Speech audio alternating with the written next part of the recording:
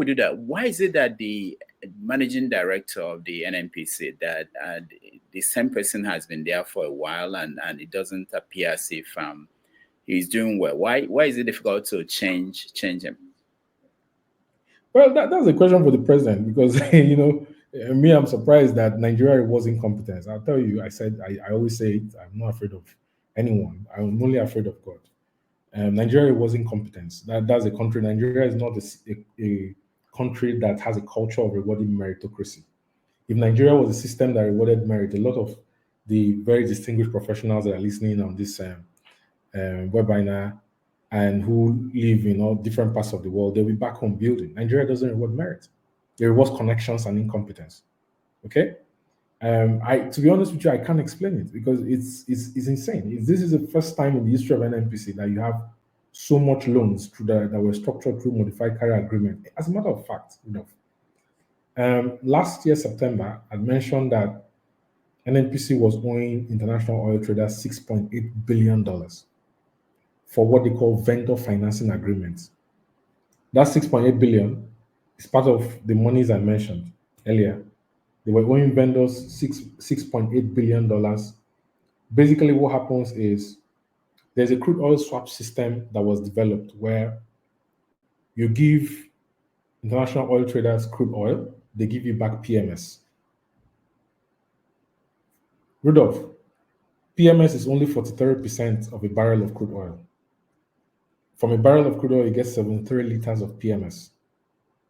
I think you get about 175 or 179 liters in total. Diesel is the second highest. Then you have Jet A1, automotive turbine kerosene. You have petrochemical feedstock. You have carbon black, which is your petroleum coke. You have bitumen binders. You have what's it called? Base oil used for producing lubricants, and a few other derivatives. Then you have propane gases.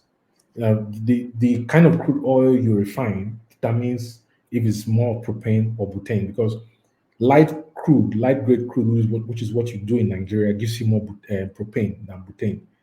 Heavy grade crude that has a lower API degree gives you more butane than propane. For LPG, Nigeria needs more butane than propane. So you give them crude oil, they give you back PMS. And because of the relationship, what you had was NNPC was not remitting the crude oil that was agreed in their transactions in exchange for the PMS that had already been delivered. Nigeria was importing about 2 billion liters of PMS monthly, if I'm not mistaken, according to them.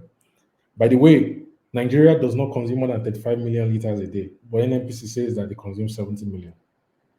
And that the other 35 million is lost through smuggling. Rudolf, how possible is it to take 35 million liters of PMS by trucks, 33,000 liter trucks, 45,000 liter trucks through Seme border, through Idiroko, to other parts of sub-Saharan Africa? How? On a daily basis. It's impracticable. Okay? So you have these swaps.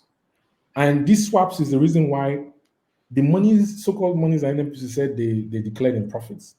I said, look, those profits are paper profits. They've not remitted any money to the FGN. So if you're not remitting any money as dividend to your benefactor, who is your shareholder, major shareholder, sole shareholder, where's the money? Later, they came out and admitted finally that, they had to defray the cost of all the under recovery they paid for subsidy on importing PMS with the profits that they made. So that is the legacy of the current leadership of NNPC, and that's why I've always said that if the president is serious about reforms and is serious about moving Nigeria forward, he first has to take out the board and management of NNPC as it is today out. That's the first step before we talk about any other thing. They're incompetent.